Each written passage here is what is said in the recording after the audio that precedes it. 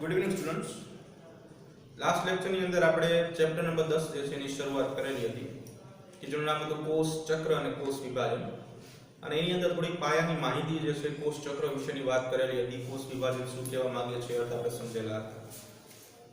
પછી ગઈકાલે જે લેક્ચરની અંદર આપણે વાત કરી કે જીવન તબક્કો, એસ તબક્કો, જીટુ તબક્કો એવા અલગ અલગ તબક્કાઓ જે છે એ આપણે સમજેલા હતા.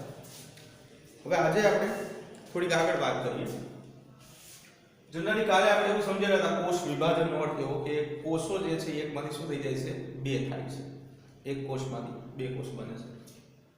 હવે સામાન્ય રીતે શું છે કે પ્રાણી શરીરની અંદર અમુક કોષો એવા પણ હાજર છે, જો બધે અપવાદ તો હોવાના જ છે. તો અહીંયા પણ એવો અપવાદ છે કે પ્રાણી કોષની અંદર એવા પણ કેટલાક કોષો છે કે જે વિભાજન પામતા નથી. બરાબર? તો જોઈએ કે પુખ્ત પ્રાણીઓની અંદર પ્રાણીઓમાં આવે કેટલાક કોષો ક્યારેય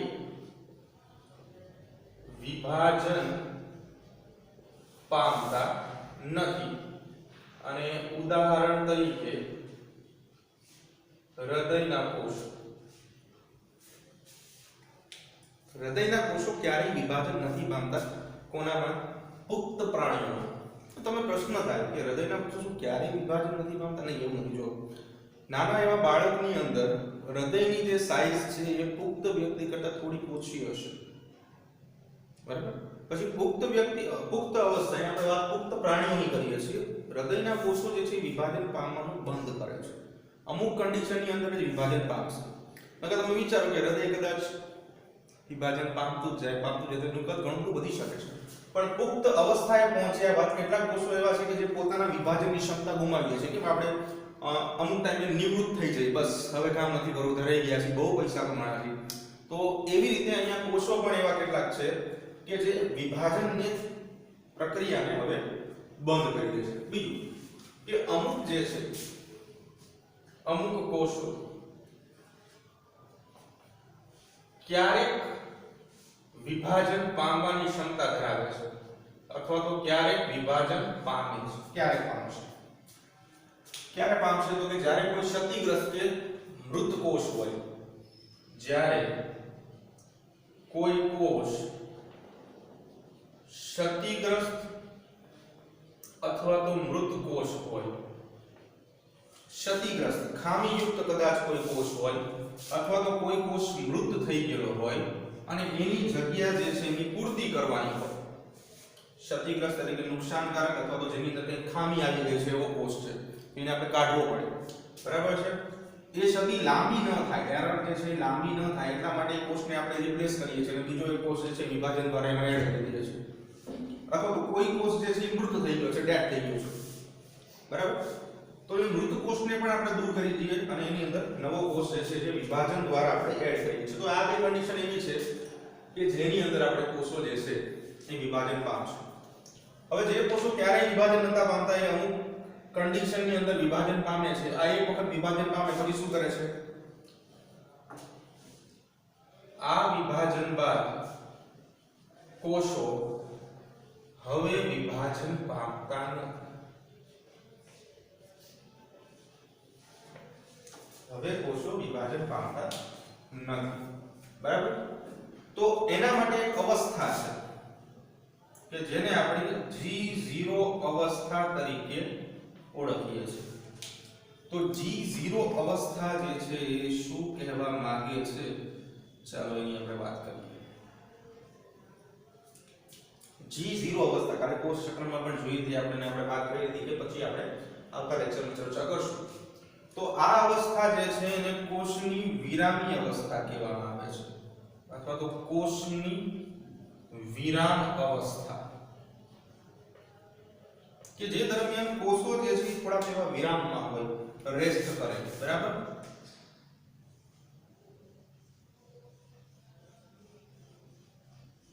એટલે G0 અવસ્થાનું બીજું નામ કોષની વિરામી અવસ્થા. એક માર્કની અંદર આવો પ્રશ્ન પૂછાય કે કોષની વિરામી અવસ્થા તરીકે કઈ અવસ્થા જાણીતી છે?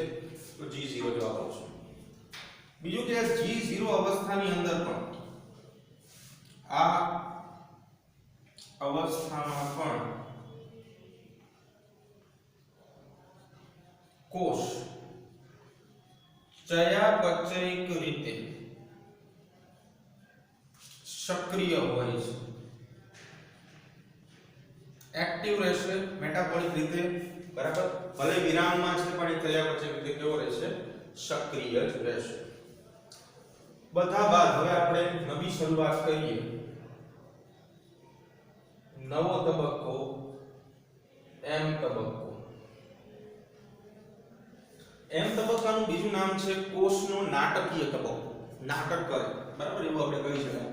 તો એમ તબક્કાનું બીજું નામ થશે નાટકીય તબક્કો.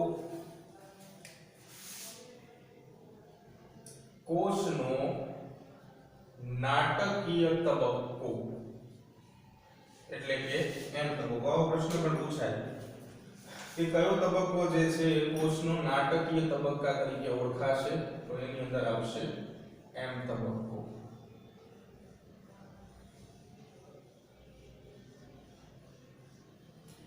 કોષનો નાટકીય તબક્કો જેનું નામ છે એમ તબક્કો. જેમાં શું થાય છે તો કે ઘટકો જે છે એનું પુનઃગઠન, ફરી વખત ઘટકો ભેગા થશે. ઘટકોનું પુનઃગઠન થાય છે એટલે કે ઘટકો ફરી વખત ભેગા થશે અને એકત્ર થવાનું કામ કરશે. બીજું કે માતૃકોષમાં રહેલા રંગસૂત્રની સંખ્યા જો બાળકોષમાં આવી જાય એટલે કે એટલી જ સંખ્યા આવે, માતૃકોષમાં આવેલ રંગસૂત્રોની સંખ્યા જો બાળકોષમાં પણ એટલી જ રહે તો તેને સમવિભાજન કહે છે.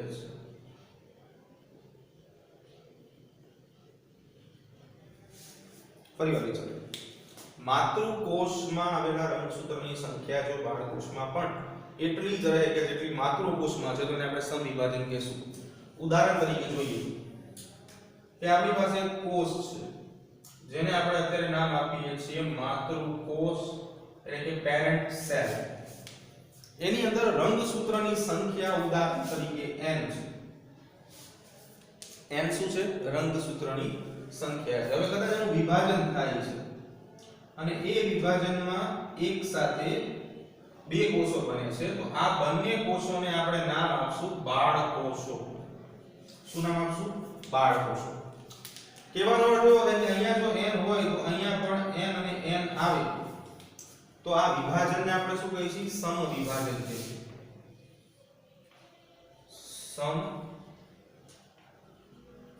સમવિભાજન. સમવિભાજન એક એવી પ્રક્રિયા છે કે જેની અંદર રંગસૂત્રની સંખ્યા માતૃકોષ અને બાળકોષમાં કેવી રહેશે? સમાન રહેશે. એટલે કે જેટલી સંખ્યા માતૃકોષમાં હશે એટલી જ સંખ્યા બાળકોષમાં આવશે. ફેર ખાલી શું છે કે માતૃકોષ એક હશે પણ બાળકોષ બે હશે. બરાબર? એવું જરૂર નથી કે n હોય. બીજું એક ઉદાહરણ પણ આપણે સમજીએ કે ઉદાહરણ તરીકે આ એક કોષ છે અને એની અંદરથી આપણે આવી રીતે બે કોષ બનાવીએ છીએ. એટલે આનું નામ થઈ જશે માતૃકોષ અને આનું નામ થઈ જશે બાળકોષ. જો આ કોષોમાં સમવિભાજન નામની પ્રક્રિયા ચાલતી હોય તો શું થાય કે અહીંયા ઉદાહરણ તરીકે 2n હોય, અહીંયા n હતા, બીજું ઉદાહરણ 2n હોય તો અહીંયા પણ શું થઈ જશે? 2n અને 2n. પણ ક્યારે આવું થાય તો કે જ્યારે સમવિભાજનની પ્રક્રિયા શરૂ થાય.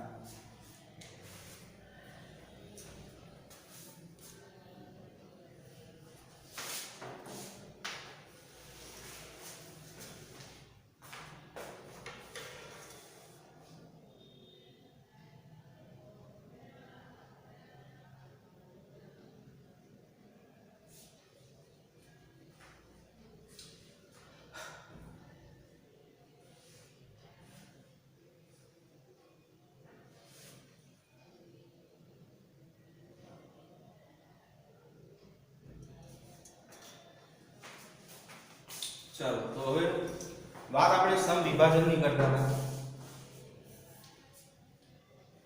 તો સમ વિભાજનની વાત આગળ વધારીએ થોડી. તો સમ વિભાજન જે છે એની અલગ અલગ ચાર અવસ્થાઓ છે. લાસ્ટ પોઈન્ટ જે આપણે જોયો સામે સમ વિભાજન કે જેની અંદર શું થાય છે, જે રંગસૂત્ર માતૃકોષમાં હશે એ જ સંખ્યા બાળકોષમાં ઉતરી આવશે. તો જે સમ વિભાજનની પ્રક્રિયા છે, આ સમ વિભાજનની પ્રક્રિયાના અલગ અલગ ચાર ભાગો જે છે એ આપણે પાડેલા છે.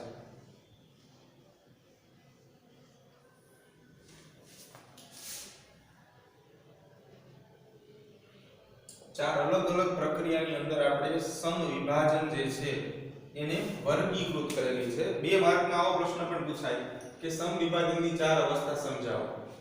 તો સૌથી પહેલા પૂર્વાવસ્થા, ભાજનાવસ્થા અથવા તો જેને આપણે કહીએ છીએ મધ્યાવસ્થા,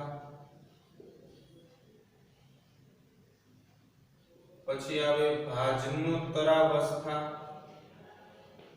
એટલે કે પશ્વાવસ્થા, એના પછીની અવસ્થા, બરાબર, અને ભાજનાંતિમાવસ્થા.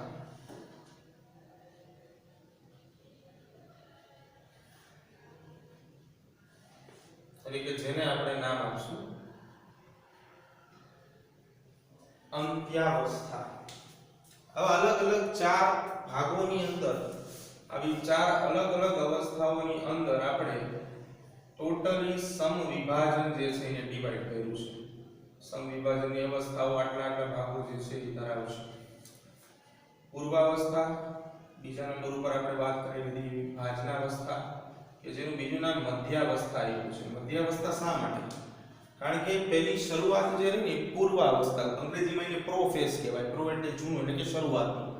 પછી બીજા નંબર ઉપર ભાજનાવસ્થા આવે એટલે વચ્ચેની અવસ્થા છે, મધ્યાવસ્થા કહેવાય.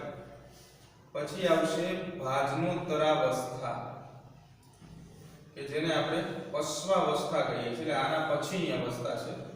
અને એના પછી આવશે ભાજનાંતિમાવસ્થા કે જે છેલ્લી એટલે કે અંતિમ અવસ્થા છે સમ વિભાજનની. તો કુલ ક્રમ પણ આપણે આપી દઈએ એટલે થોડી સરળતા રહે. પહેલી અવસ્થા, આ બીજી અવસ્થા, આ ત્રીજી અવસ્થા અને આ ચોથી અવસ્થા. હવે અગત્યની વાત એવી છે કે સમ વિભાજન જે પ્રક્રિયા રહી ને એ ખરેખર સળંગ પ્રક્રિયા છે. પણ સમજવા ખાતર આપણે આવા ચાર અલગ અલગ ભાગો જે છે એ પાડેલા છે. સમ વિભાજનની પ્રક્રિયા જે છે એ આખી એક સળંગ પ્રક્રિયા છે. સળંગ પ્રક્રિયા છે. પરંતુ આ પ્રક્રિયાને સરળતાથી સમજવા માટે તેને ચાર અલગ અલગ પ્રક્રિયાઓમાં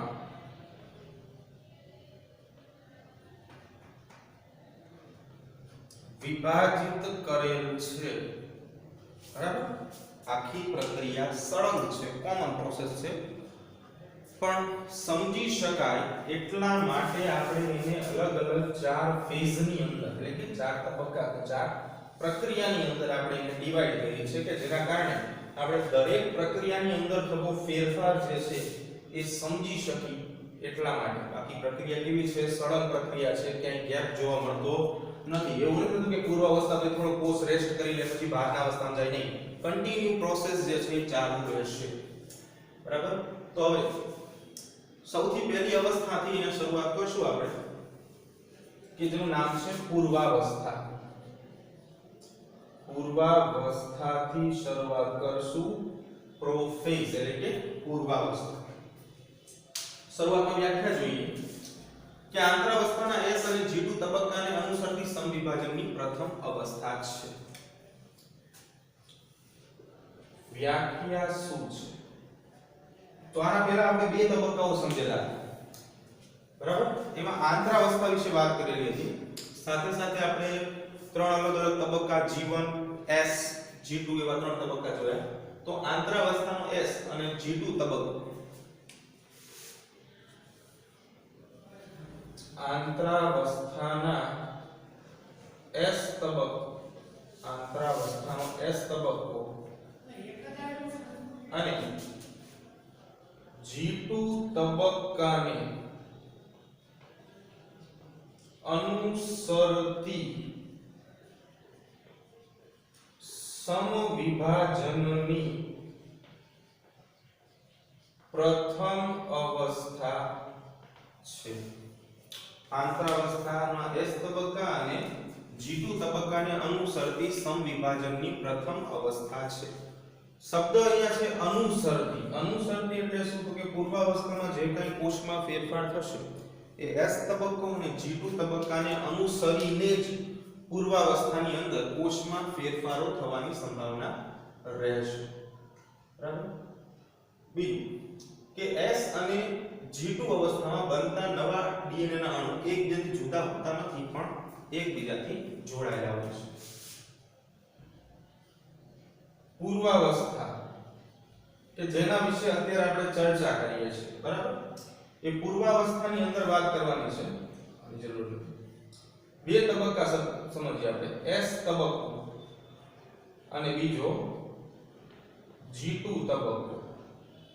ગઈકાલે બે તબક્કા વિશે સામાન્ય માહિતી આપણે આપેલી હતી. આમાં જે નવો DNA નો અણુ બને છે, નવો સર્જાતો DNA નો અણુ, આ તબક્કાઓ દરમિયાન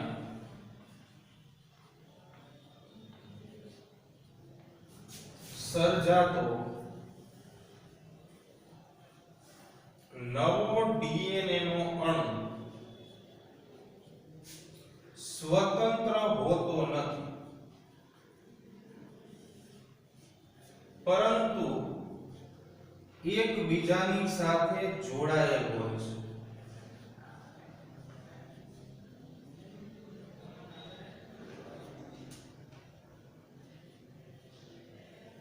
ફરી વખત જોઈએ કે એકબીજાથી જુદા હોતા નથી, સ્વતંત્ર હોતા નથી, પણ એકબીજા સાથે વીંટળાયેલા હોય છે. એટલે કેવા શું માંગે છે?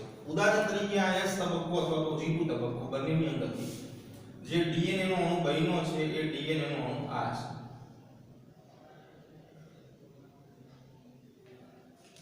જેને આપણે નવનિર્મિત DNA કહીએ. અત્યારે નવો બનેલો છે ને, એટલે નવનિર્મિત DNA. આ નવનિર્મિત DNA આવી રીતે એકલો ન હોય, પણ શું હોય કે એકબીજાની સાથે વીંટળાયેલા હોય. એટલે કે આ DNA અને એક આવો બીજો DNA, એ બંને એકબીજાની સાથે શું થઈ જશે? વીંટળાયેલા જોવા મળશે. એટલે જેને આપણે કહીશું વીંટળાયેલ DNA, કે જે એકબીજાની સાથે વીંટળાય છે.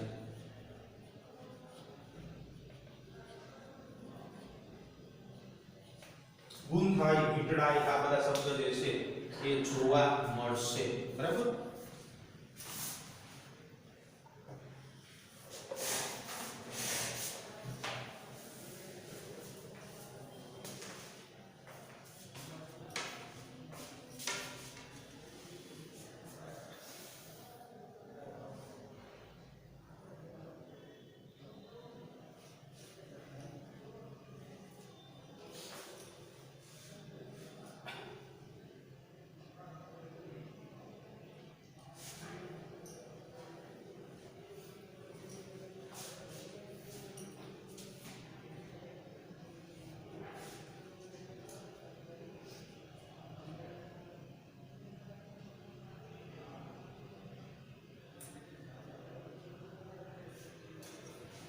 ચાલો તો હવે આપણે આગળ વધી એક સ્થાનેથી બીજા સ્થાને જઈએ. તો છેલ્લે આપણે પૂર્વાવસ્થાની અંદર જ વાત કરેલી હતી કે નવનિર્મિત DNA જે છે, એટલે કે જે નવું બનેલું DNA છે, ગુંથાશે અથવા તો વીંટળાશે. હવે પૂર્વાવસ્થાની એક લાક્ષણિકતા કે જેના આધારે આપણને ખબર પડી જાય કોષની અંદર કે જ્યારે આપણે માઇક્રોસ્કોપમાં એનું અવલોકન કરતા હોઈએ, સૂક્ષ્મદર્શક યંત્રમાં જ્યારે આપણે એનું અવલોકન કરતા હોઈએ, પ્રેક્ટિકલ કેસ આપવા આવશે તો એની અંદર આપણને ખ્યાલ આવે એની લાક્ષણિકતાઓ જોઈએ. બરાબર? તો પૂર્વાવસ્થાની લાક્ષણિકતા શું છે? તો અહીંયા જે રંગસૂત્રીય દ્રવ્યો છે ના ઘનીકરણની શરૂઆત થાય. ઘનીકરણની શરૂઆત થાય છે. આ પૂર્વાવસ્થાની લાક્ષણિકતા છે. શેની શરૂઆત થાય છે? રંગસૂત્રીય દ્રવ્યોની ઘનીકરણ. એટલે કે જે એની ઘનતા છે તો એની જે જાડાઈ છે ધીમે ધીમે શું થશે? વધતી જશે, જેને આપણે કહીશું રંગસૂત્રીય દ્રવ્યોના ઘનીકરણની શરૂઆત. બીજું કે સાથે સાથે રંગસૂત્રીય દ્રવ્યોના ઘનીકરણની સાથે જે આગળની પ્રક્રિયા જોઈ રંગસૂત્રોના ઘનીકરણની પ્રક્રિયા કઈ રીતે જોઈ શકાય સમજાવી આપું. થોડુંક આકૃતિ સાથે જોતા જઈએ કે ઘનીકરણ શું કહેવા માંગે છે, થોડુંક તમને વધારે પડતો ખ્યાલ આવશે.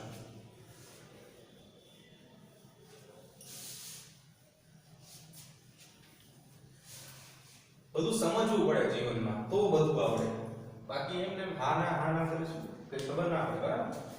અહીંયા શરૂઆતનો મુદ્દો આપણે સમજેલા હતા કે રંગસૂત્રના ઘનીકરણની શરૂઆત થાય છે. ફોર એક્ઝામ્પલ કે આ આપણી પાસે કોષ છે, એની અંદર રંગસૂત્ર દ્રવ્ય જે છે આ રીતે આવેલા છે.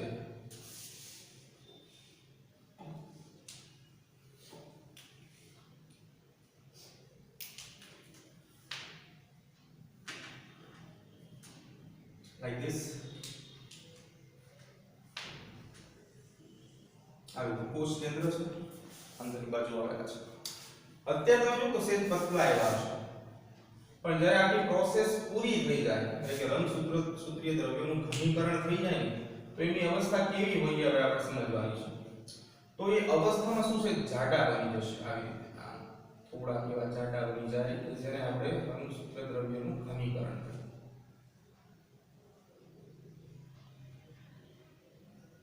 તો આવી રીતે જે છે ઘનીકરણની ક્રિયા જે છે થશે. બીજા મુદ્દા ઉપર આવીએ કે ઘનીકરણની પ્રક્રિયા દરમિયાન રંગસૂત્રની સાથે રંગસૂત્રીય દ્રવ્યો સ્પષ્ટ દેખાતા થઈ જશે. સ્પષ્ટ દેખાશે. ક્યાં દેખાશે? કે જ્યારે તમે માઇક્રોસ્કોપમાં એને જોશો ત્યારે અતિશય સૂક્ષ્મ પ્રણાલીઓ હોવાના કારણે માઇક્રોસ્કોપમાં આપણે એનો અભ્યાસ કરવો પડે. બરાબર છે. બીજું કે તારા કેન્દ્રનું દ્વિગુણન આંતરાવસ્થાના S તબક્કામાં થઈ જાય છે. તારા કેન્દ્રનું દ્વિગુણન આંતરાવસ્થાના S તબક્કામાં થઈ જાય છે. તારા કેન્દ્ર ચેપ્ટર 8 માં થોડું ભણેલા આપણે. બરાબર આવ્યું છે કે તારા કેન્દ્ર જે છે કોષ વિભાજન દરમિયાન દ્વિધ્રુવીય તરાકના સંશ્લેષણમાં પણ અગત્યની ભૂમિકા ભજવે છે. તો એ તારા કેન્દ્ર વિશે અહીં આપણે વાત કરવાની છે. દ્વિગુણન એટલે કે ડબલ થવું. ઘણાને પ્રશ્ન હતો દ્વિગુણન એટલે શું? એકમાંથી બે થવાની પ્રક્રિયા જ્યારે એને દ્વિગુણન કહેવામાં આવે છે. બીજું કે હવે તે કોષમાં વિરુદ્ધ ધ્રુવો પર ગોઠવાય છે એટલે કે દ્વિગુણિત તારા કેન્દ્ર કોષમાં વિરુદ્ધ ધ્રુવો ઉપર ગોઠવાય છે.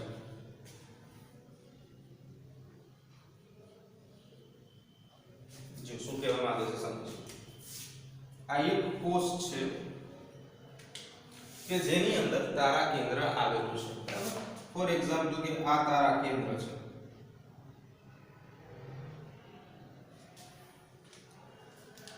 શું છે? તારા કેન્દ્ર. અત્યારે એક તારા કેન્દ્ર છે, તમે જોઈ શકો છો. અત્યારની કન્ડિશનમાં તારા કેન્દ્રની સંખ્યા કેટલી છે? 1 છે. હવે દ્વિગુણિત તારા કેન્દ્ર શું કહેવા માંગે છે? અહીંયા આપણે જે આકૃતિ દોરી છે એ દ્વિગુણિત તારા કેન્દ્રનું છે. એટલે એની અંદરથી આ 1 અને આ બે તારા કેન્દ્ર જે છે એ આવી રીતે સર્જાશે.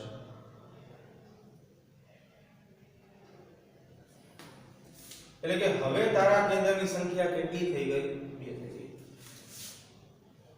પછી શું થાય છે કે તારા કેન્દ્ર આ કોષના બે ધ્રુવો ઉપર ગોઠવાય. બે ધ્રુવ એટલે જો તમે આ અને આને પણ ધ્રુવ કહી શકો, આને અને આને પણ ધ્રુવ કહી શકો. હું ઉપર અને નીચે દર્શાવીશ.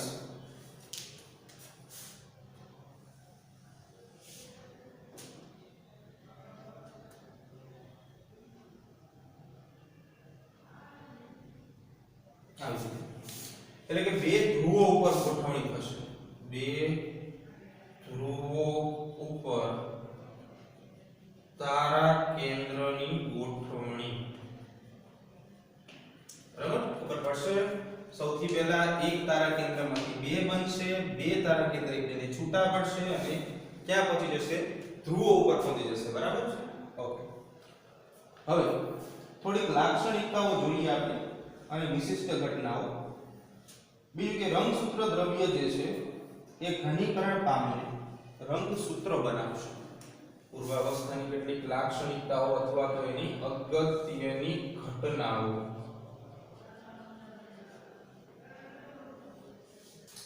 પહેલી જ ઘટના એવી છે કે રંગસૂત્ર દ્રવ્ય હવે જે આપણે વાત કરેલી ત્યાં હા રંગસૂત્ર દ્રવ્ય ઘનીકરણ પામે છે એ વાત કરેલી. બરાબર? તો ઘનીકરણ પામીને શું કરે છે? ઘનીકરણ પામી જાય છે. તો કે રંગસૂત્ર દ્રવ્ય ઘનીકરણ પામીને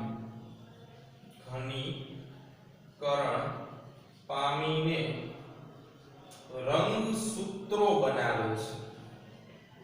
શું બનાવે છે? રંગસૂત્રો બનાવે છે.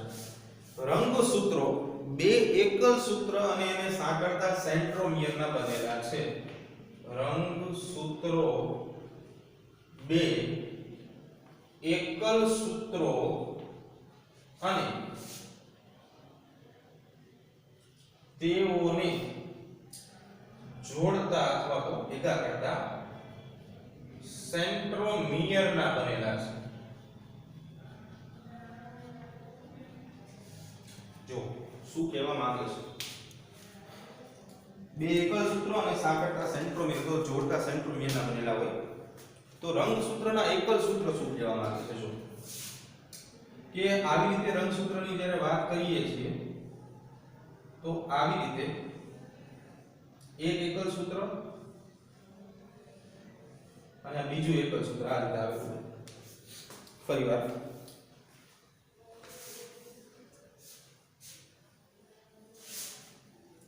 જો બીજી રીતે સમજાવી કે આવું એક એકલ સૂત્ર અને આવું બીજું એકલ સૂત્ર બે આવેલા છે. આ એક એકલ સૂત્ર છે, સામેનું બીજું એકલ સૂત્ર છે. જે મુજબ વાત કરી કે બે એકલ સૂત્ર, એકલ સૂત્ર 1 અને એકલ સૂત્ર 2. આ બંને એકલ સૂત્રો જે છે ભેગા થઈ જશે અને એના કારણે આવી રીતે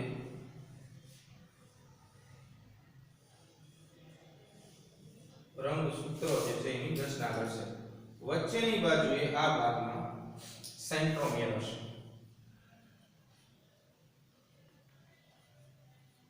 શું હશે? સેન્ટ્રોમિયર. આ બંનેને ભુજાઓ પણ કહેવાય. ભુજાઓ એટલે બાજુ હોય. ભુજાઓ. બરાબર? તો પહેલી અગત્યની ઘટના શું છે કે રંગસૂત્ર દ્રવ્ય ઘનીકરણ પામીને રંગસૂત્રો બનાવશે અને રંગસૂત્રો બે એકલ સૂત્ર અને તેને જોડતા સેન્ટ્રોમિયરના બનેલા છે. એટલે કે એક રંગસૂત્રની અંદર બે એકલ સૂત્ર અને એક સેન્ટ્રોમિયર હાજર હશે.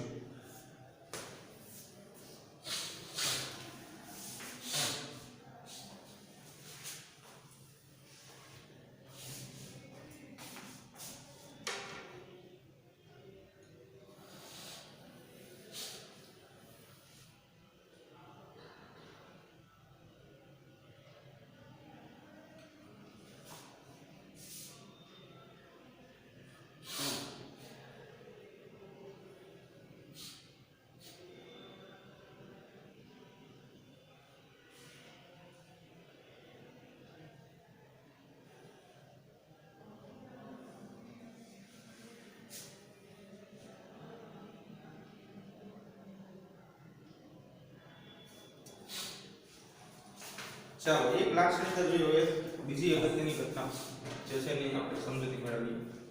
છેલ્લે આપણે જોયું સેન્ટ્રોમિયર અને રંગસૂત્ર એકલ ભુજાઓ ભેગી થઈને સેન્ટ્રોમિયર રંગસૂત્ર બનાવશું. હવે આગળ શું છે તો અહીંયા આપણે મુદ્દો જોયો હતો બે ધ્રુવો પર તારા કેન્દ્ર જે છે એ ગોઠવાતા જાય.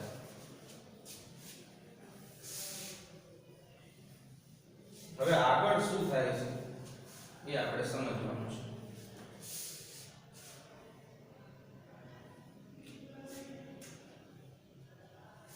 તો બીજી અગત્યની લાક્ષણિકતા જે છે એનો અભ્યાસ કરીએ કે દ્વિધ્રુવીય ત્રાક અને સૂક્ષ્મ નલિકાઓ ભેગા થવાની ક્રિયા દર્શાવશે.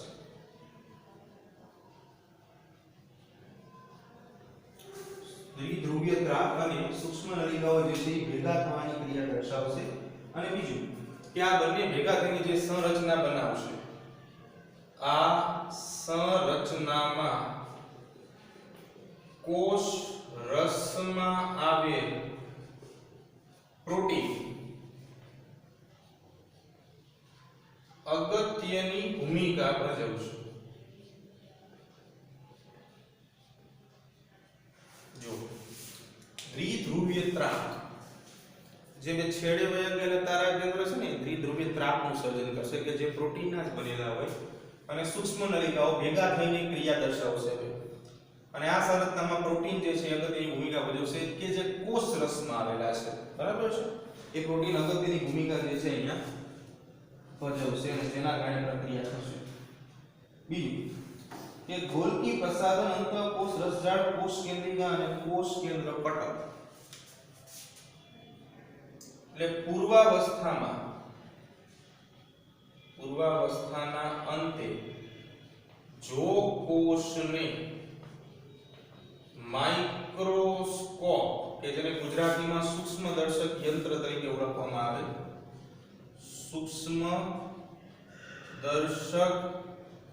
યંત્ર વડે જોવામાં આવે તો ગોલકી પ્રસાધન અંતઃકોષ રસજાળ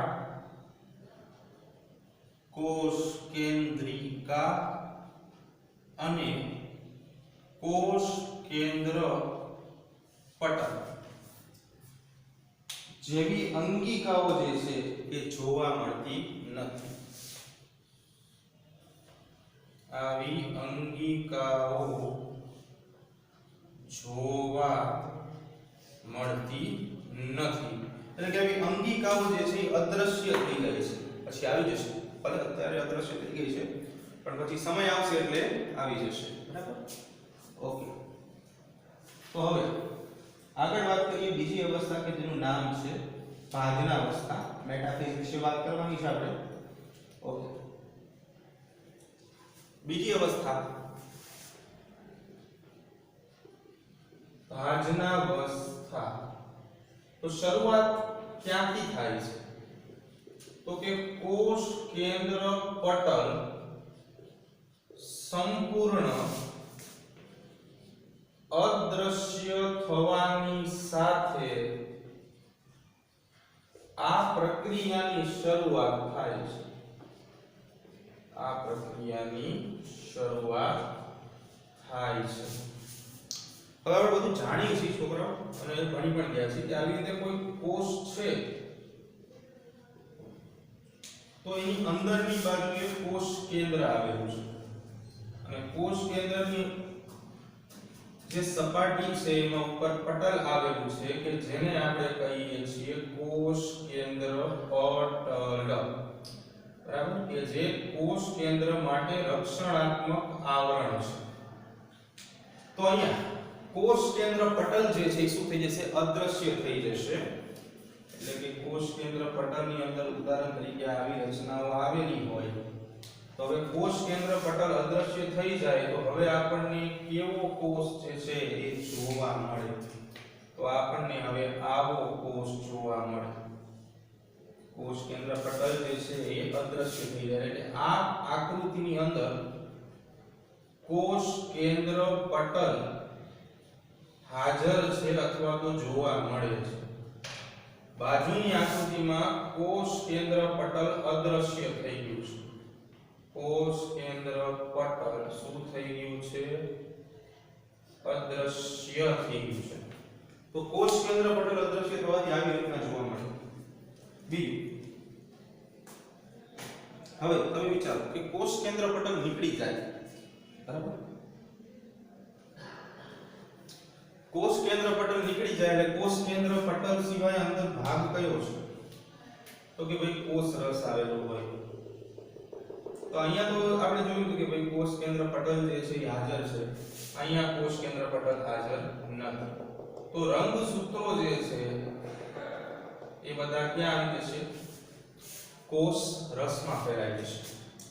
એટલે બીજું કે કોષ કેન્દ્ર પટલ અદ્રશ્ય થવાની સાથે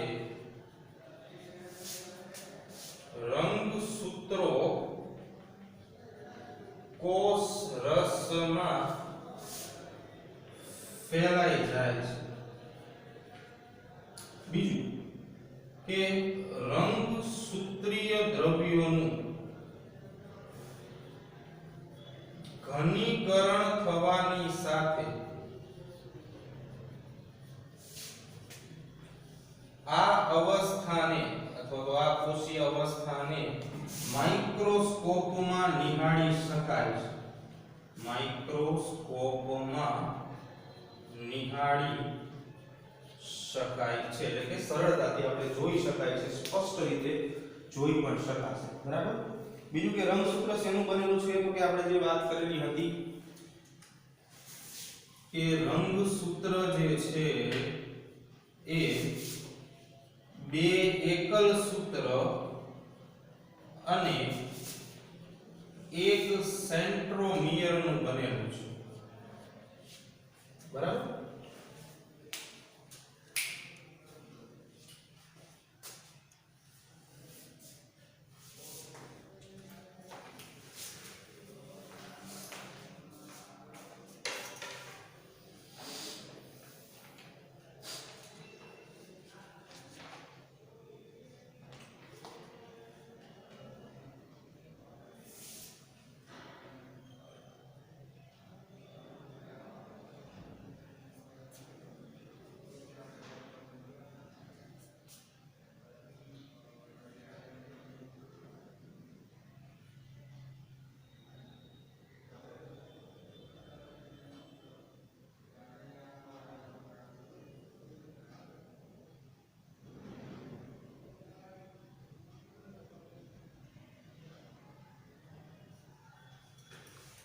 ઓકે, ત્યાંથી આગળ જઈએ. આપણે શું કહેવા માંગે છે?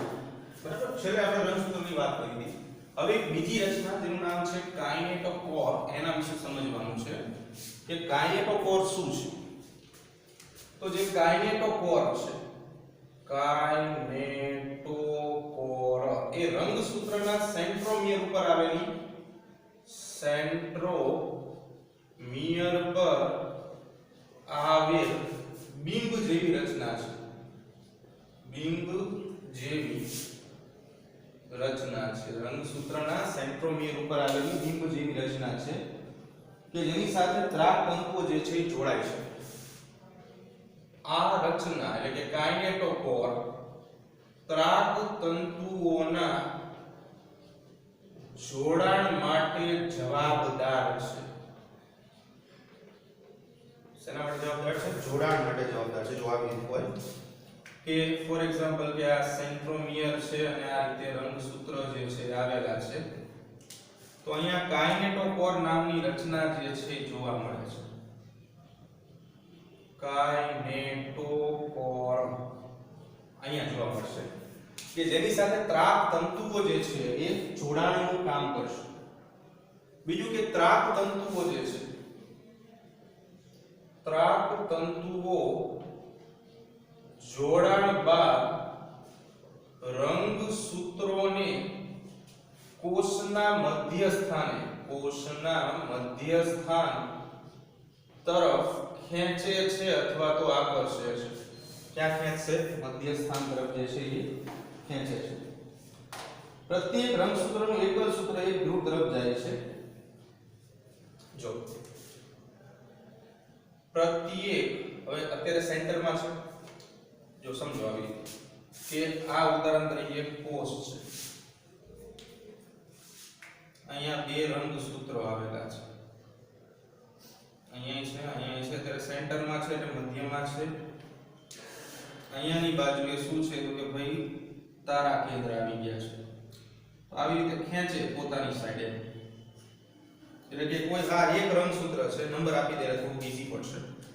આ પહેલું રંગસૂત્ર છે અને આ બીજું રંગસૂત્ર છે. તો પહેલું રંગસૂત્ર આ બાજુ ખેંચાશે કેમ કે અહીંયા તારા કેન્દ્રે જે દ્વિધ્રુવી ત્રાક સર્જેલા છે, બે ધ્રુવ ઉપર સર્જાય છે, અને બીજું જે છે એ પોતાની તરફ ખેંચશે. બરાબર? એટલે કે કહેવાનો અર્થ એવો છે કે પ્રત્યેક રંગસૂત્ર જે છે એનું એકલ સૂત્ર એક ધ્રુવ તરફ ત્રાક તંતુ વડે, પ્રત્યેક રંગસૂત્રનું એકલ તંતુ એક ધ્રુવ તરફ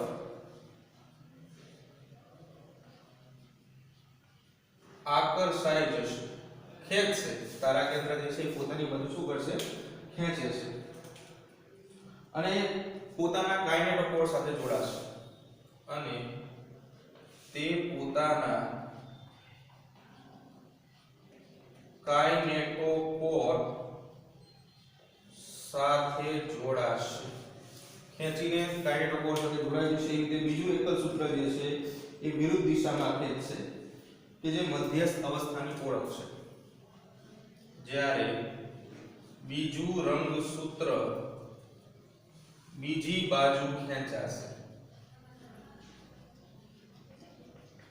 જે ભાજનાવસ્થા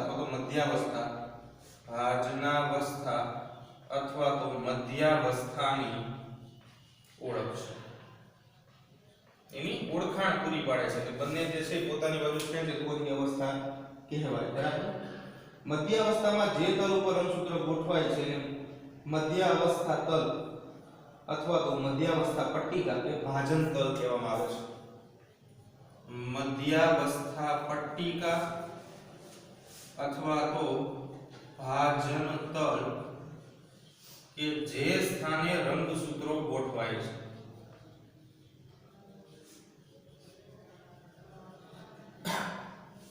બરાબર? આવું જે છે એ છેક સુધી જોવા મળશે. બરાબર? હવે આ અવસ્થાની વિશેષતા શું છે? તો મધ્યાવસ્થા પટ્ટિકા અને ભાજનતલ જોયા બાદ વિશેષતા પર નજર કરીએ તો ત્રાક તંતુઓ રંગસૂત્રના કાઇનેટોકોર સાથે જોડાયેલા હોય છે. બે ત્રણ વિશેષતા છે, જોઈ લઈએ. કોની સાથે જોડાયેલા છે? કાઇનેટોકોરની સાથે જોડાયેલા છે. ત્રાક તંતુઓ રંગસૂત્રના કાઇનેટોકોર વડે જોડાયેલા છે. લાક્ષણિકતા: ત્રાક તંતુઓ રંગસૂત્રના